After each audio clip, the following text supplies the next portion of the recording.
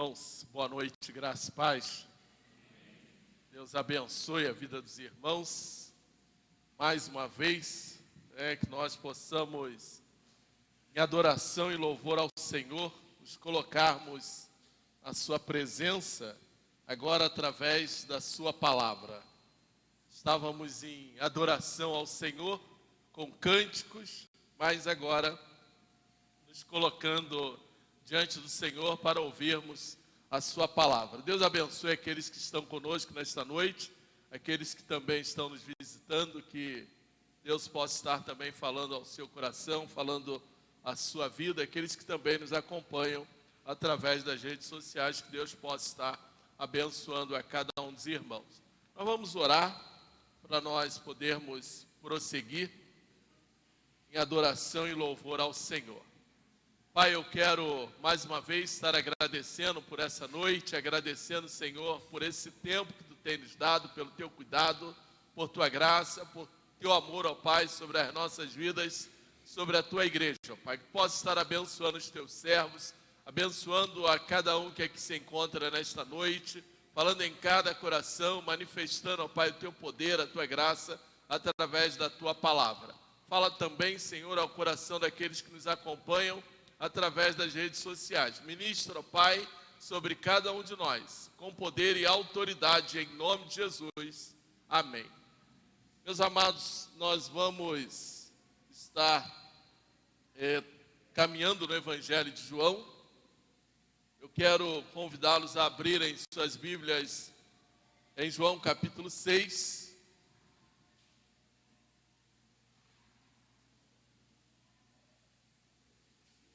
João capítulo 6 narra o quarto milagre e o Evangelho de João, então, separou. Esse é o quarto milagre narrado por João, o evangelista. O propósito desses milagres narrados por João é evidenciar a divindade de Jesus Cristo. Nós temos ministrado à igreja sobre o tema O Criador revela a sua glória na pessoa de Jesus Cristo. Esse milagre, ele é bem conhecido, essa passagem bíblica, ela é bem conhecida pela maioria dos irmãos, pelos evangélicos.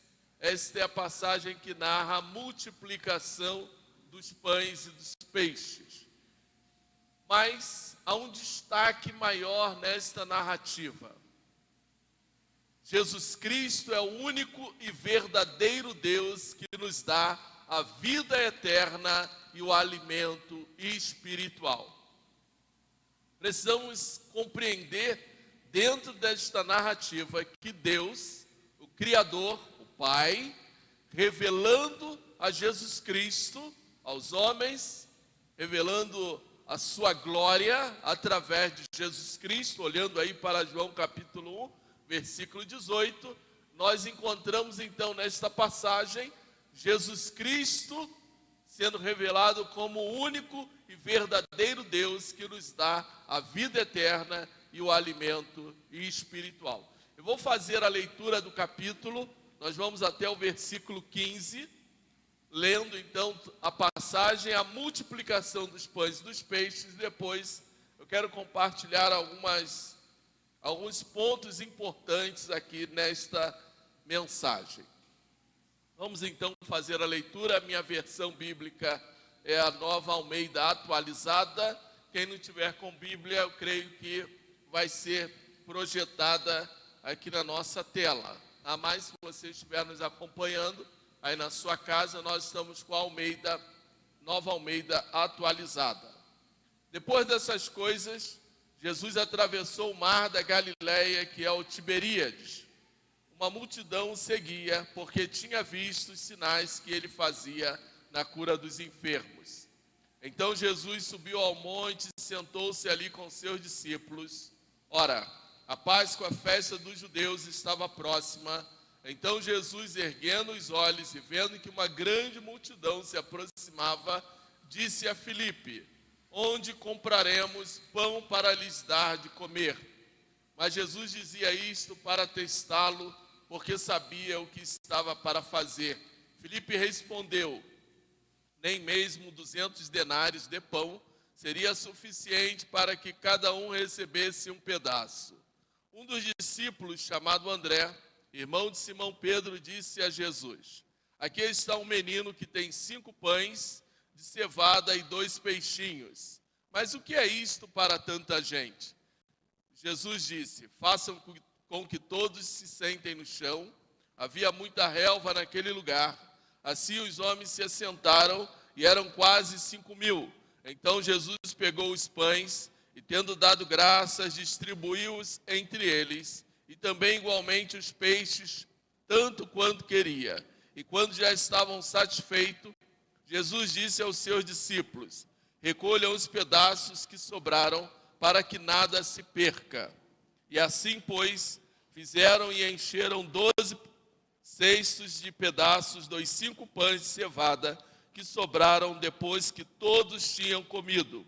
Quando as pessoas viram o sinal que Jesus havia feito, disseram: este é verdadeiramente o profeta que devia vir ao mundo. Jesus, sabendo que estava para vir com a intenção de fazê-lo rei à força, então ele retirou-se outra vez sozinho para o monte. Irmãos, esse texto, essa passagem da Bíblia, ela, por ser João, João não está João não é um dos evangelistas considerados, ou o seu escrito não é considerado evangelhos sinóticos. Evangelhos sinóticos são os evangelhos semelhantes, que são o evangelho de Mateus, Marcos e Lucas. João faz parte dos 4 evangelistas, mas o evangelho de João, ele tem uma particularidade diferente. Mas esta passagem, ela é narrada pelos 4 evangelistas.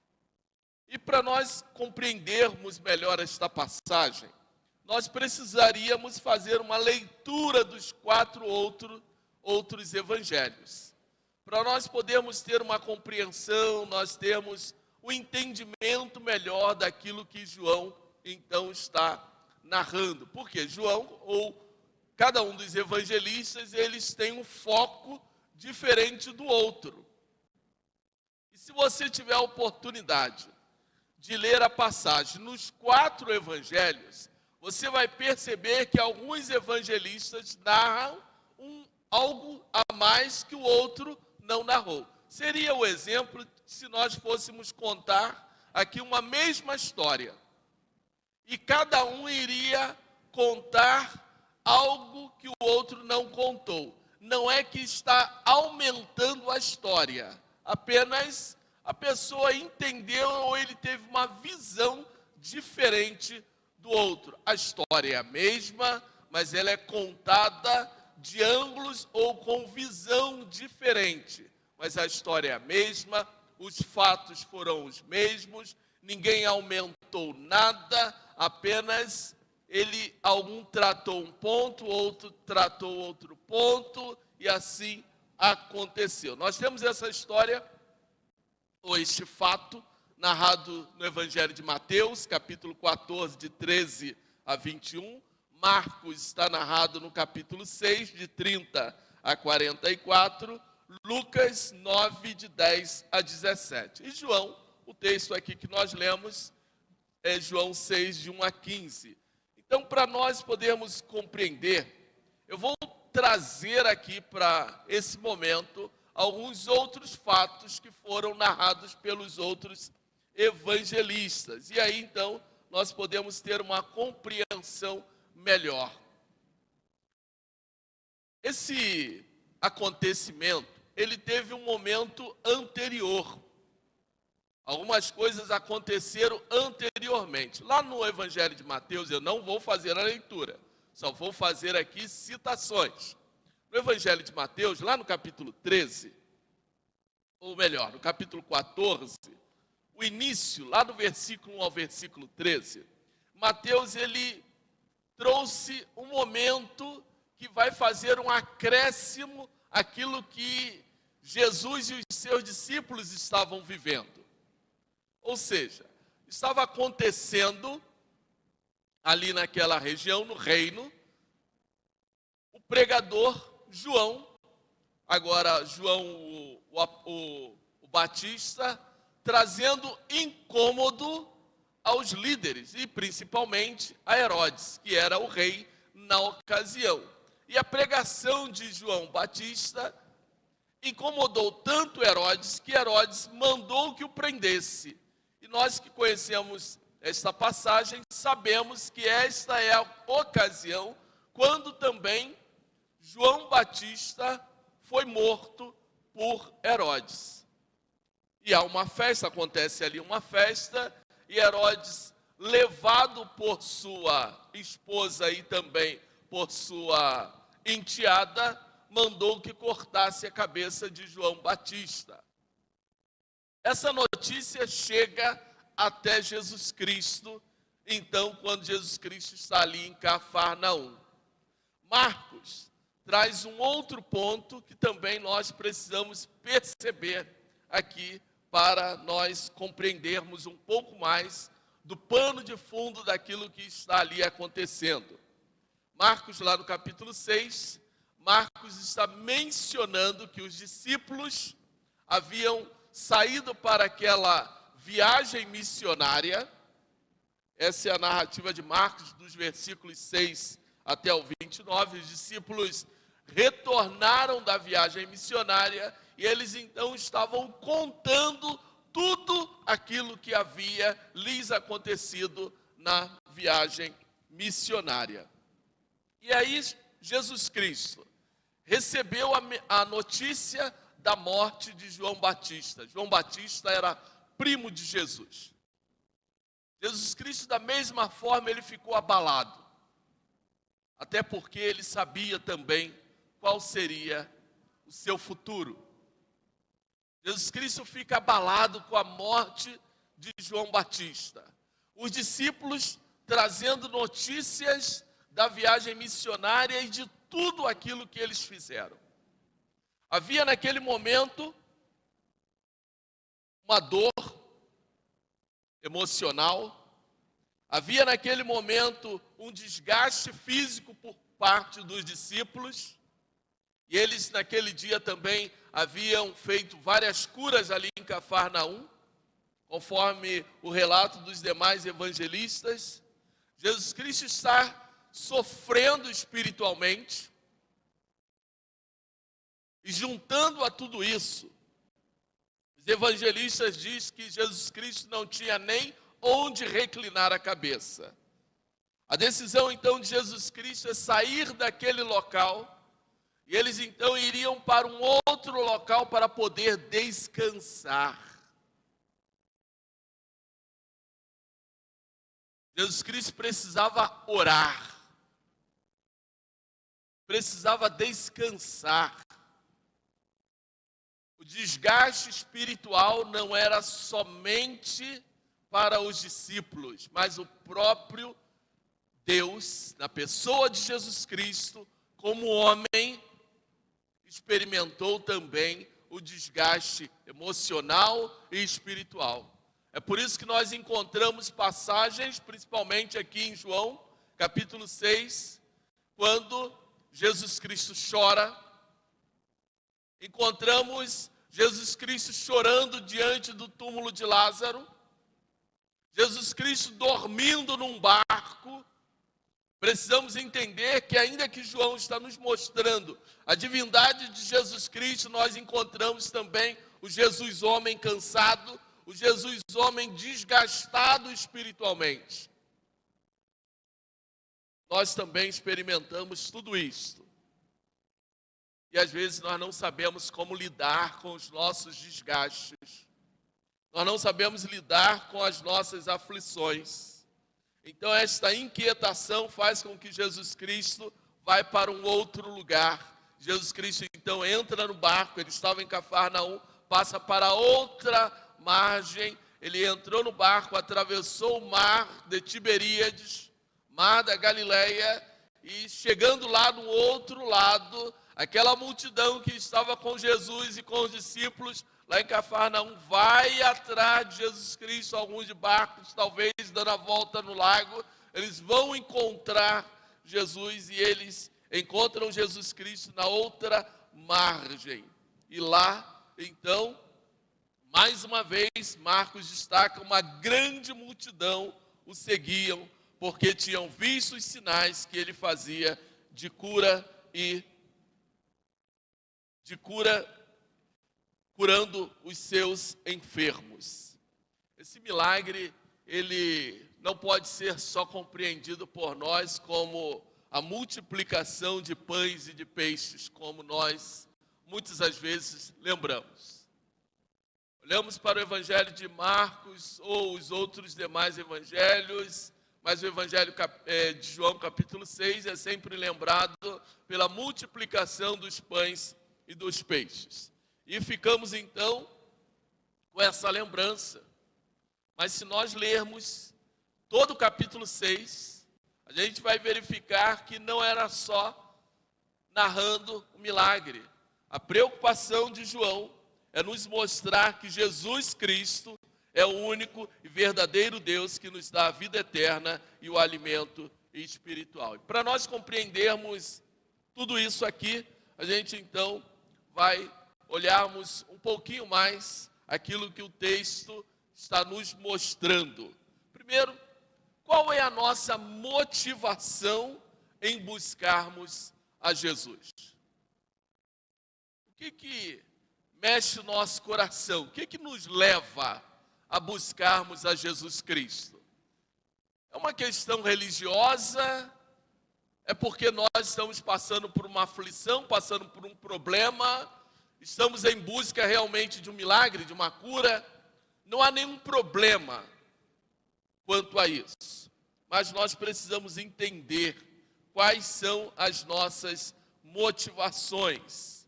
Depois dessas coisas, Jesus atravessou o mar da Galileia, que é o de Tiberíades. Uma grande multidão o seguia porque tinha visto os sinais que ele fazia na cura dos enfermos. Então Jesus subiu ao monte e sentou-se ali com seus discípulos. Ora, a Páscoa, a festa dos judeus, estava próxima. O milagre da multiplicação dos pães e dos peixes, ele tem algumas lições. E a primeira lição, diante dessa nossa motivação, e a gente não consegue desgarrar ou deixar de lembrar, é Jesus Cristo, o pão da vida. Nós temos aqui duas lembranças que a gente precisa perceber aqui no texto. João destaca o lugar, isso aqui é importante. Jesus Cristo não está em Jerusalém, ele está na Galileia.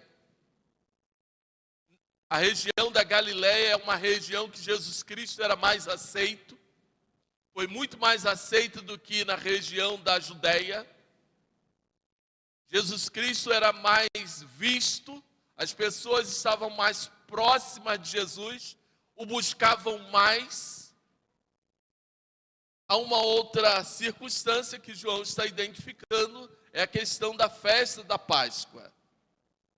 Aquela multidão, ela tinha intenções em buscar Jesus.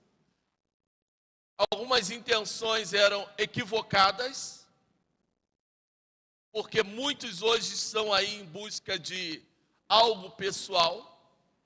Eles precisam de confirmações, precisam de sinais, precisam de evidências, precisam que coisas miraculosas aconteçam à sua volta para que eles possam verdadeiramente crer que Jesus Cristo é o Filho de Deus.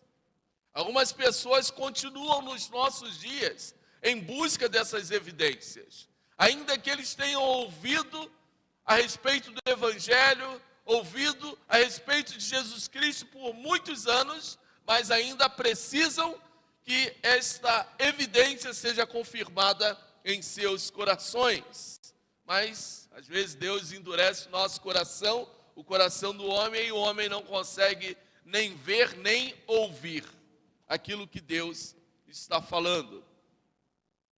algumas motivações, ainda que aquelas pessoas que foram até Jesus, elas não conseguiam compreender a sua fé e por isso elas estavam sendo enganadas ou elas estavam com a sua fé distorcida. Ainda que pudessem enxergar milagre, mas a fé daqueles que buscavam Jesus estava distorcida porque só conseguia enxergar sinais e milagres. Marcos, ele faz um destaque bem interessante nesta passagem. É Marcos 6, versículo 34. Eu vou ler aqui para vocês. Jesus viu uma grande multidão e compadeceu-se dela, porque eram como ovelhas que não têm pastor. E começou a ensinar-lhes muitas coisas. Jesus sente compaixão,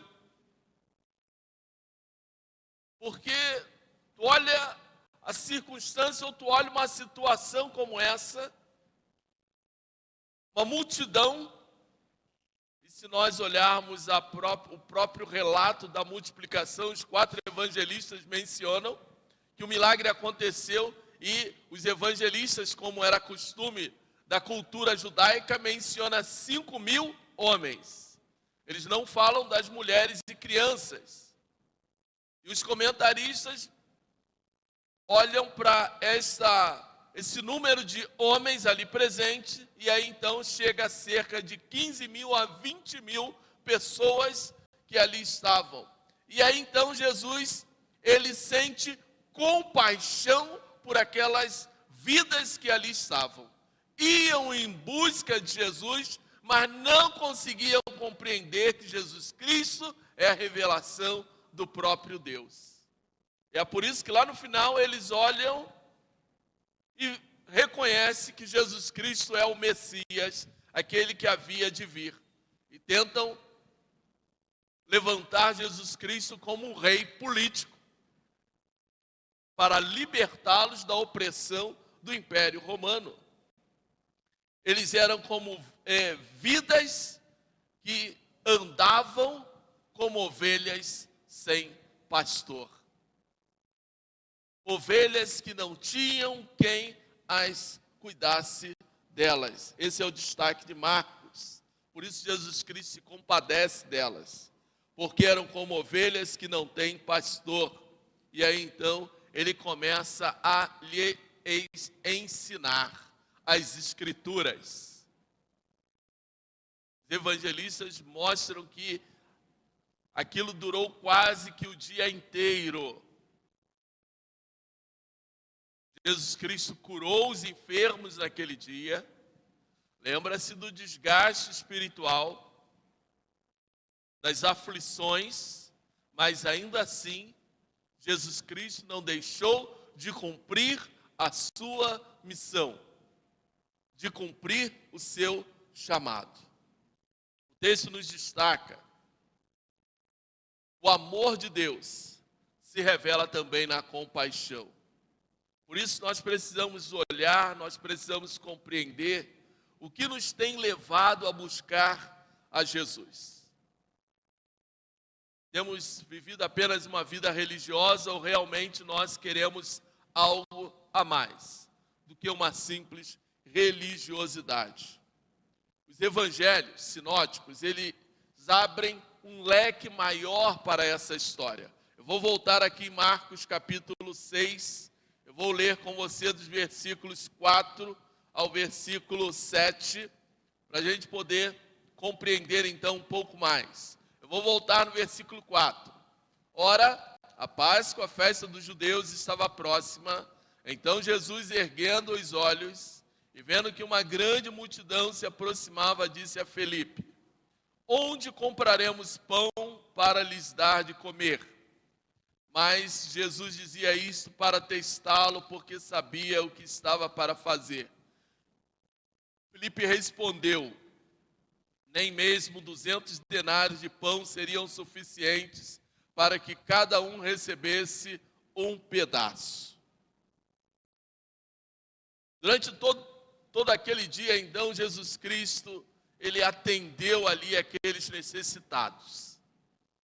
E doença, enfermidade. As pessoas vinham de todas as regiões para estar com Jesus. Não era só aqueles de Cafarnaum, mas as pessoas vinham de todo lado. Chegamos então ao término do dia, nós temos uma multidão faminta, pessoas sem alimentos, e conforme os evangelistas mencionam, não havia lugar para comprar mais nada. Ou era uma região de deserto, para onde Jesus Cristo foi, fugindo das pessoas, fugindo das cidades. Ele vai para um lugar deserto, então não tinha como comprar nada, não tinha lugar, não tinha uma barraca, não tinha um camelô vendendo água, não tinha alguém vendendo lá um pastel, não tinha ninguém vendendo um salgado. Quando se reúne grandes eventos, sempre aparece um camelô, alguém vendendo água, alguém vendendo lá um salgado. Tem sempre alguém que tem aquela brilhante ideia. Lá no Rio de Janeiro é muito comum quando acontece o engarrafamento. E às vezes eu acho que a turma provoca engarrafamento lá para poder tirar o seu pão. Porque tu chega no local, tu não vê nada. Aí você pergunta assim, mas o que tinha aqui para estar esse engarrafamento? Você não sabe, mas são quilômetros. E aí aparece lá um pessoal vendendo biscoito, pessoal vendendo água, pessoal vendendo doce, aí põe flanelinha no retrovisor do teu carro, alguém quer jogar água para lavar o teu basculhante, e assim vai. Para-brisa, lavar o para-brisa do carro, e assim vai, E essa faz parte de uma cultura. Mas naquele tempo não havia nada disso. E aí nós temos aqui algo bem interessante que eu quero mostrar de uma maneira diferente para os irmãos. Jesus Cristo sabia que aquelas pessoas precisavam ser alimentadas.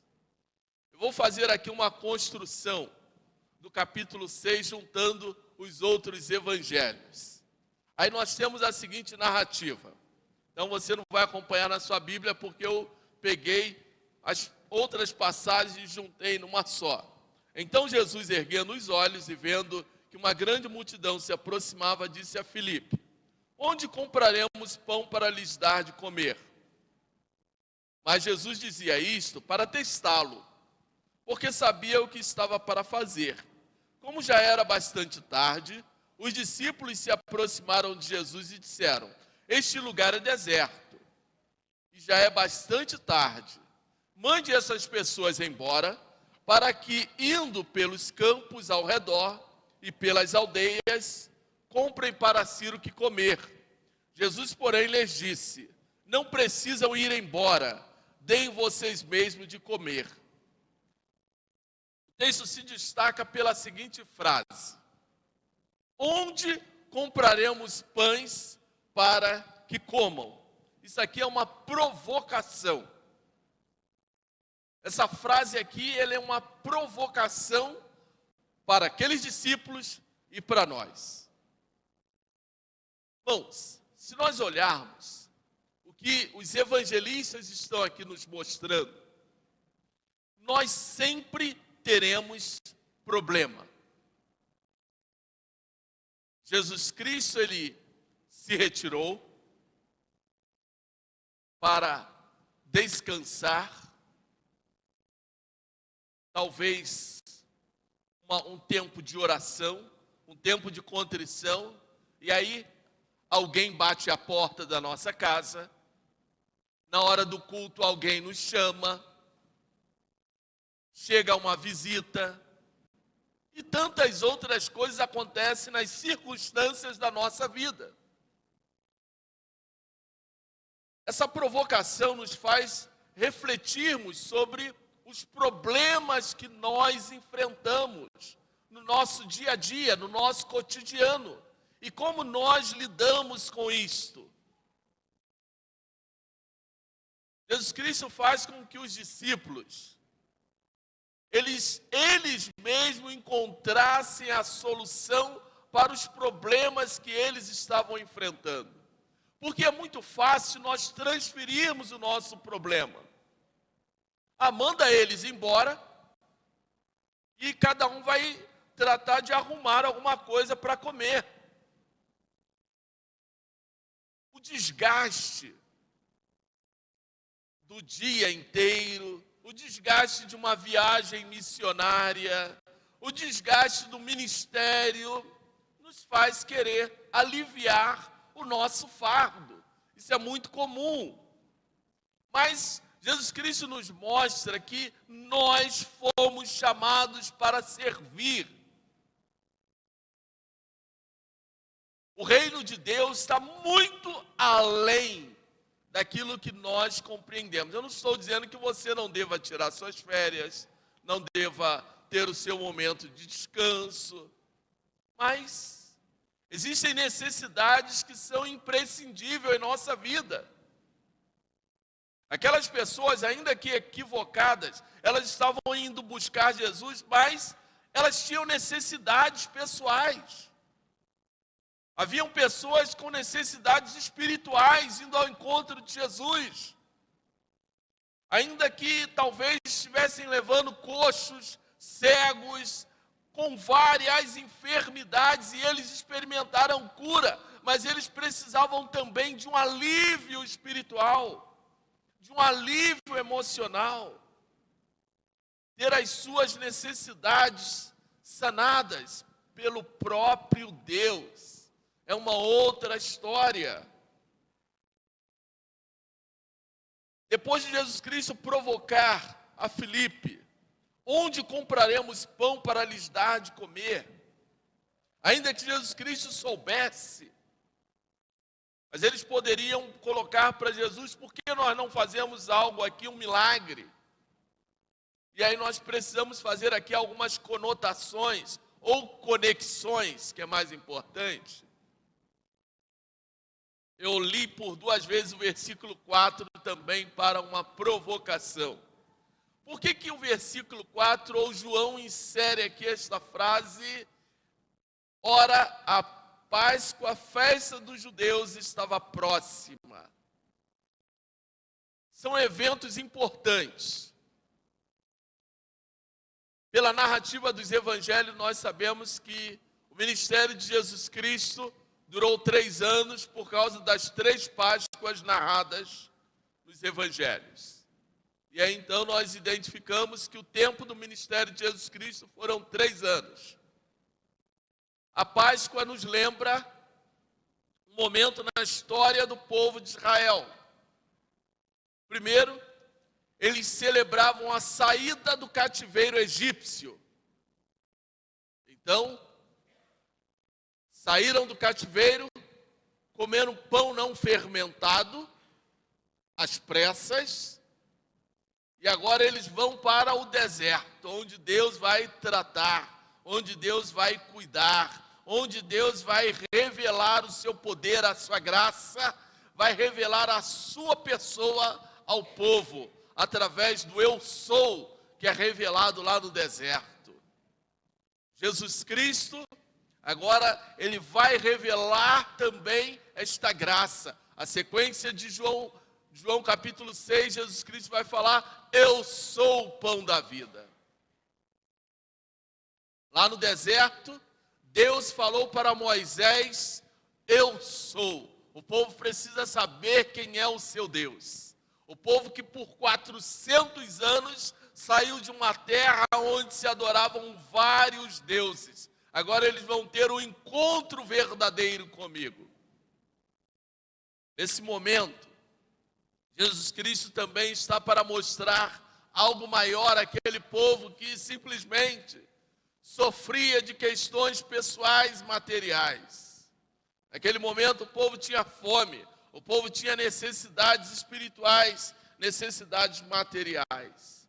Jesus Cristo, ainda que, entre aspas, ele transfere a responsabilidade para os seus discípulos, assim como Cristo, Senhor, transferiu para a sua igreja, que somos nós, a responsabilidade de matar a fome, a necessidade espiritual da humanidade. E também, se possível, assim for, a necessidade física da humanidade.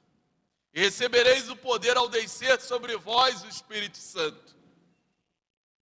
Cristo também nos transfere esta responsabilidade. Somos nós que precisamos interceder por aqueles que... Não somos nós que curamos, hein? Toma cuidado com isso. Nós, assim como Cristo orou ao Pai, nós oramos também ao Pai para que a cura, para que o milagre aconteça àqueles que precisam. Não é simplesmente vamos mandá-los embora, não é simplesmente nós transferirmos a nossa responsabilidade como igreja, mas nós somos a igreja, nós somos os servos do Senhor. E aí então, não precisam ir embora, deem vocês mesmos de comer a eles. É esse alimento que nós precisamos entregar, que nós precisamos levar. Nós somos os discípulos de Cristo. Nós somos aqueles que fomos enviados ao mundo. Então não dá para nós simplesmente acharmos que aqueles que passam fome da palavra, aqueles que têm sede do Espírito Santo, eles vão à fonte sem nós levarmos. Eles não vão comer sem nós entregarmos a eles. Como ouvirão se não há quem pregue? Está aí. Existem algumas ações práticas que precisam fazer parte da igreja do Senhor Jesus. Versículos 8 ao versículo 9 vão nos ensinar o seguinte: um dos discípulos, chamado André, irmão de Simão Pedro, disse a Jesus: aqui está um menino que tem 5 pães de cevada e 2 peixinhos. Mas o que é isto para tanta gente? Esse é mais um problema. É mais um problema. André, ele encontrou o menino que tinha lá no meio da multidão. Olha, tem um menino aqui que tem 5 pães e ele tem 2 peixinhos. Ele não está falando 2 peixes. Há um destaque aqui por João. João está dizendo que tinha um menino lá com 2 pães, e os pães não eram aquele pãozinho francês que nós temos hoje. Era um pão maior, que os judeus carregavam para viagem. Era chamada provisão. Então era quase que uma espécie de uma bandeja de pizza, de 35 centímetros. Era mais ou menos o tamanho do pão. Eles tinham um embornar, colocavam lá o pão no embornar e o peixe enrolado lá numa folha, provavelmente de bananeira, assim que eles guardavam o alimento. Não tinha aquele papel de pão. E o peixe, provavelmente, algum lambarizinho, alguma coisinha pequena, que não mata a fome. Mas André, ele apresenta, o papel aqui de André é aquele que, olha, eu não tenho aqui uma solução perfeita, mas eu tenho alguma coisa aqui para te dar, Senhor. Assim somos nós. A gente precisa ter ações práticas diante de Deus. A nossa primeira ação, nem que for dobrar o nosso joelho para orar, precisamos fazer. Nem que for o mínimo, nós podemos fazer. Quando Filipe, no versículo 7, ele tem uma outra atitude também, que é de uma maneira, talvez, econômica, A resposta de Filipe aqui é bem na área da economia. Nem mesmo 200 denários de pão seriam suficientes para que cada um recebesse um pedaço. Ou seja, se nós saíssemos daqui, um denário correspondia a um dia de trabalho. Era uma diária. E você sair com 200 denários para comprar pão, não vai conseguir pão suficiente para matar a fome desta multidão. E aí então Filipe olhou, olha, nós não temos dinheiro, nem se nós tivéssemos aqui 200 denários, nós não resolveríamos o problema. E aí então André, de uma maneira talvez mais prática, olha, eu não tenho muita coisa não, mas eu vou ajudar aqui com o que eu tenho, com o que eu posso. Às vezes nem o mínimo nós não estamos fazendo para Deus. Nem o mínimo. Nós não nos doamos, nós não contribuímos, nós não nos envolvemos na obra do Senhor como deveríamos. E é por isso que a gente vai deixando o mínimo, nem isso a gente faz. Nós nos tornamos aqueles ausentes na obra do Senhor. E não é isso que Deus quer de nenhum de nós. Porque Deus quer que nós venhamos fazer parte da sua obra. Aquele menino que tinha tão pouco, e aquele pão e aqueles peixes era para sua provisão. Aquele menino agora ele vai compartilhar o pouco que ele tem com uma grande multidão. E se não é por Deus, a situação ficaria muito mais complicada. É por isso que a gente precisa aprender a cuidar dos necessitados. Essa é outra lição que o texto vai nos ensinar. Precisamos aprender a cuidar dos necessitados. Versículos 10 a 11 nos fala o seguinte: façam com que todos se assentem no chão. Havia uma relva naquele lugar, assim os homens se assentaram, e eram quase 5.000. Então Jesus pegou os pães, e tendo dado graças, distribuiu-os entre eles, e também igualmente os peixes, tanto quanto queriam.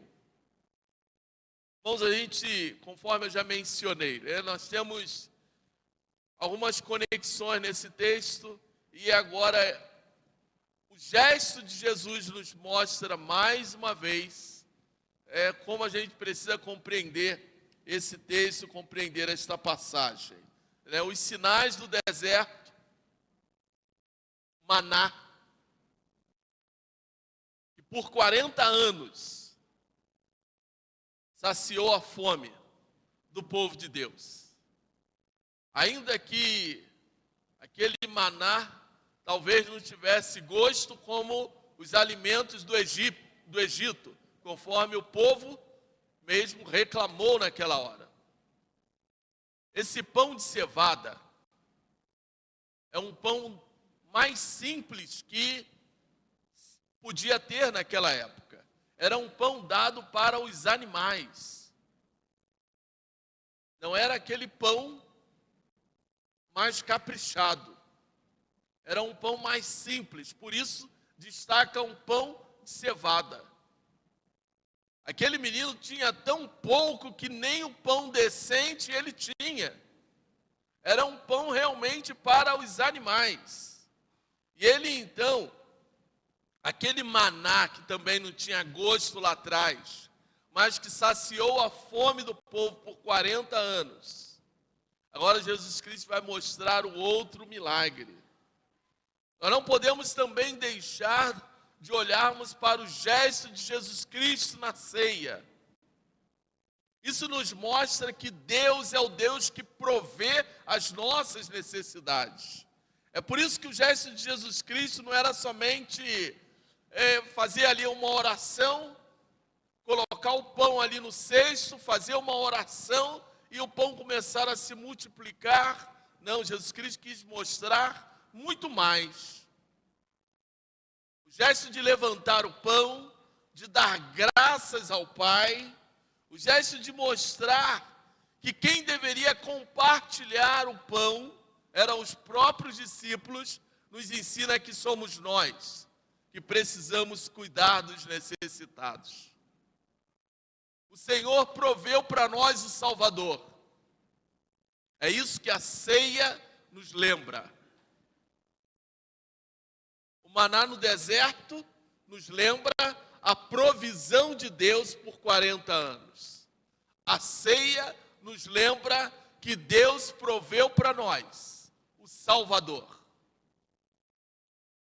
Porque todas as vezes que fazeres isto em meu nome, anunciarás a morte do Senhor até que ele venha. Assim, a ceia celebra a morte de Jesus Cristo. Nos lembra que Deus nos proveu o Salvador. Nesse momento, Jesus Cristo está ali, presente, clamando ao Pai. Mais uma vez é o Espírito Santo que multiplica. E aí então, os discípulos passam a entregar o pão e o peixe. E diz o texto que não foi uma vez só, podia repetir, até que o povo se fartasse. Aqui não está falando de se empanturrar ou guardar para levar para casa, para o meu pai, para minha mãe que ficou em casa, para o meu irmãozinho que ficou em casa, levar para o cachorro, nada disso. As pessoas tinham que comer ali, tinham que se fartar, ou seja, estar saciado da sua fome, da sua necessidade. E os discípulos, então, eles tinham a função de sair e distribuir. Isso nem Filipe nem André havia compreendido.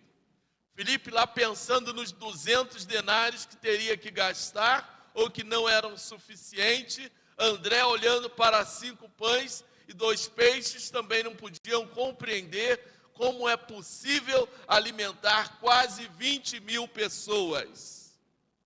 Mas aqui não é uma ilustração de que essa multiplicação dos pães foi apenas um monte de pessoas que compartilharam do seu pão. Não. Lembra que o maná caía todos os dias durante 40 anos.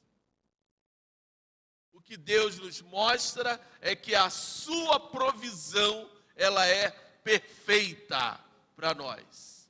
Não é uma ilustração, não é algo fictício, não é algo figurado, não é um eufemismo. Foi uma realidade. O milagre da multiplicação dos pães, assim como o da água transformada em vinho, é algo real na narrativa bíblica. João mostrando a divindade de Jesus Cristo, para que nós pudéssemos crer hoje que Jesus Cristo é o Filho de Deus. São esses detalhes que nem Filipe nem André conseguiam compreender, mas é claro que eles, em determinado momento, eles entenderam. O rapaz que cede o seu lanche, cede a sua refeição, ele aprendeu também a lição de compartilhar. Hoje nós não podemos fazer um milagre, mas podemos levar o que temos às mãos de Deus, e Deus realizará a sua obra. Não importa o que nós temos. Assim como Pedro e João falou, não tenho ouro nem prata, mas o que eu tenho, isso te dou. Levanta-te e anda. Nós podemos fazer isso, porque o que nós temos hoje é o poder do Espírito Santo de Deus. E recebereis o poder ao descer sobre vós o Espírito Santo de Deus. E é esse milagre que Deus nos entregou e que nós podemos levar aquele que tem fome, aquele que tem sede, aquele que necessita do Senhor. E aí então nós podemos levar pessoas a olhar para o reino de Deus, a compreenderem que o reino de Deus não é feito só de coisas, não é feito somente de desejos pessoais, de coisas que satisfazem o nosso ego, satisfazem as nossas intenções. Não que não possa você alcançar aquilo materialmente que tem colocado diante do Senhor. Mas o reino de Deus não é somente feito dessas coisas. versículos 12 em diante nos mostram o seguinte: e quando já estavam satisfeitos, Jesus disse aos seus discípulos: recolham os pedaços que sobraram, para que nada se perca. E assim, pois, o fizeram e encheram 12 cestos de pedaços dos 5 pães de cevada que sobraram, depois que todos tinham comido. Quando as pessoas viram o sinal que Jesus havia feito, disseram: este é verdadeiramente o profeta que devia vir ao mundo. Jesus ficou sabendo que estavam para vir com a intenção de fazê-lo rei à força, então ele se retirou outra vez sozinho para o monte. Irmãos, eu quero, só para nós podermos fechar aqui o nosso texto, eu quero fazer aqui uma leitura daquilo que eu escrevi para os irmãos. Jesus toma os pães e os peixes da graça, conforme eu coloquei para os irmãos. Ele entrega aos discípulos para que os discípulos repartissem com a multidão, multiplicassem, ou melhor, os discípulos compartilhassem a bênção de Deus, até que todos então estivessem fartos. Mas Jesus Cristo, ele nos revela que ele é o Deus do maná, do deserto. Ele é o Deus que multiplicou o azeite da viúva na hora da escassez, lá com Eliseu.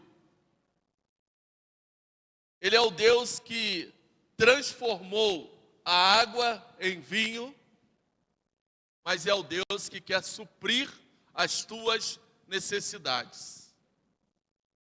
É o Deus que provê na hora das tuas lutas, na hora das tuas aflições, na hora da angústia, na hora do sofrimento, na hora da dor, na hora das nossas tristezas, nos momentos que nós nos sentimos desamparados. Vinde a mim, vós que estáis cansados e oprimidos, e eu vos aliviarei.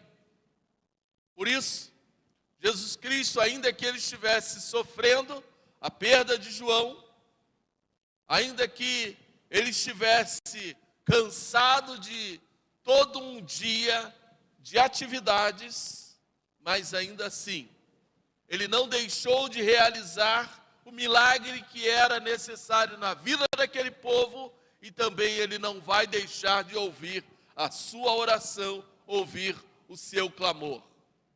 Nós precisamos aprender a repartir com os necessitados.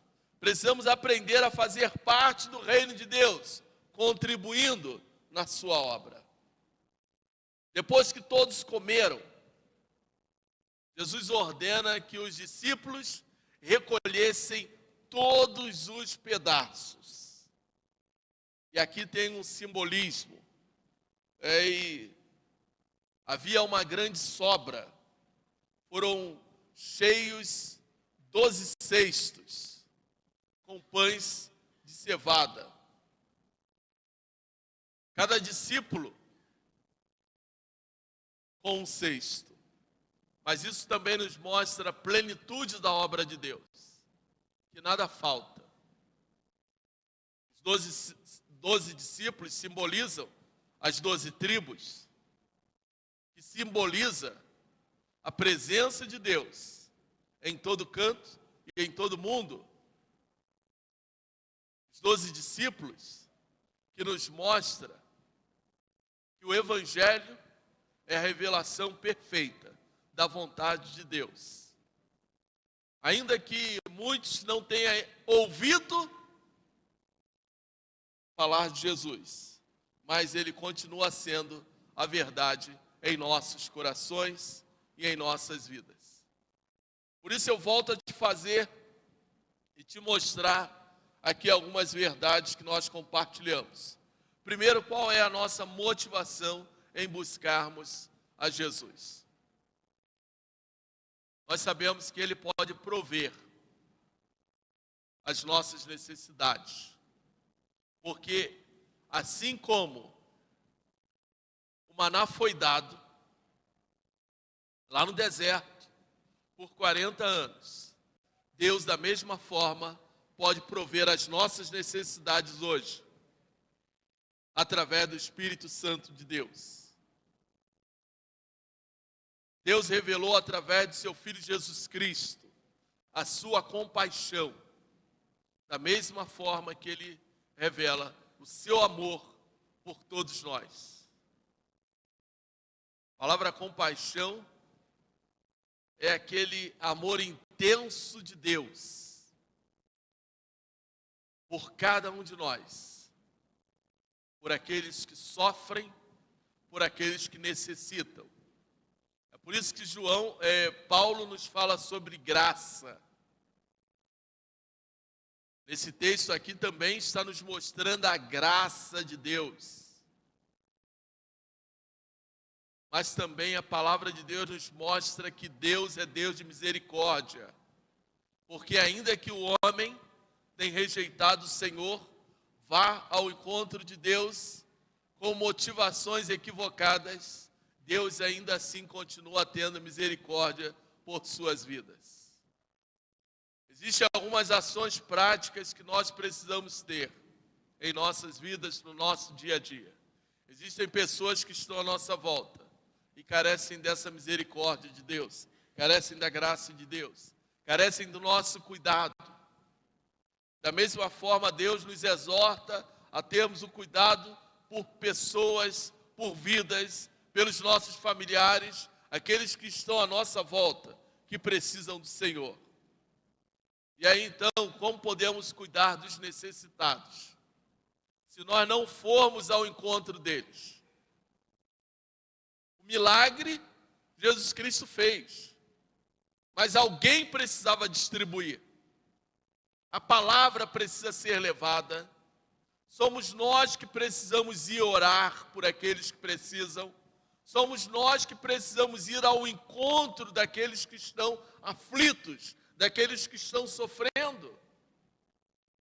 Ainda que Deus nos revela, vinde a mim, buscai o Senhor enquanto se pode achar, ainda que nós encontramos todas essas palavras, mas nós somos como discípulos de Jesus, exortados a ir ao encontro daqueles que precisam, daqueles que carecem. E aí abre o nosso olhar para o reino de Deus. Nós fazemos parte do reino de Deus quando aceitamos a Jesus Cristo como nosso Senhor e o nosso Salvador. Por isso nós somos enviados. Somos nós que precisamos ir ao encontro. E se realmente queremos experimentar esta verdade que é eterna, então precisamos também entregar as nossas vidas nas mãos daquele que é eterno e o nosso Salvador. Versículo 14, aquela multidão que ali estava, eles declaram: este é verdadeiramente o profeta que devia vir ao mundo. E aí Jesus Cristo se retira, porque ainda não era a sua hora. Pessoas queriam levantar Jesus Cristo como rei, o Salvador, o libertador político.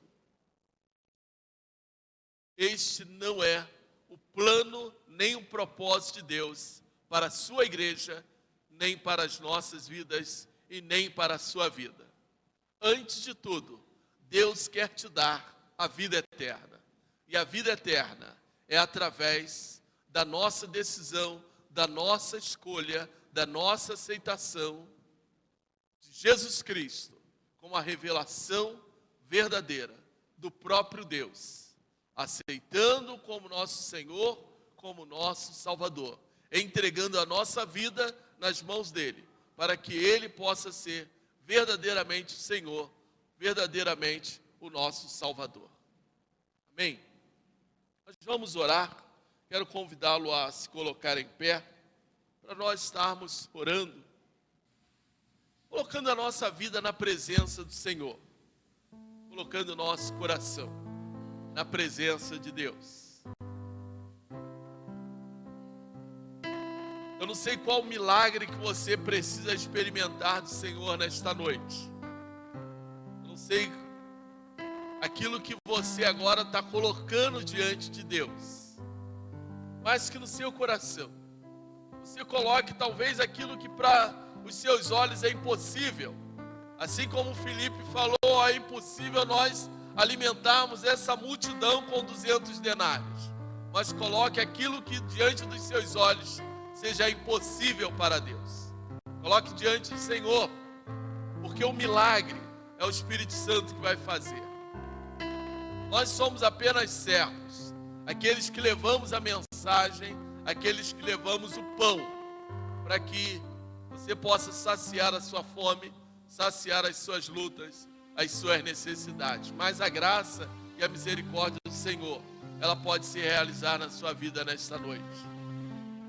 No momento, vamos fechar os nossos olhos, colocar a nossa vida, colocar o nosso coração diante do Senhor, para que Ele possa fazer um milagre, para que nós possamos experimentar do maná, comer do seu pão, comer da sua carne, conforme disse aqui o texto nesta noite.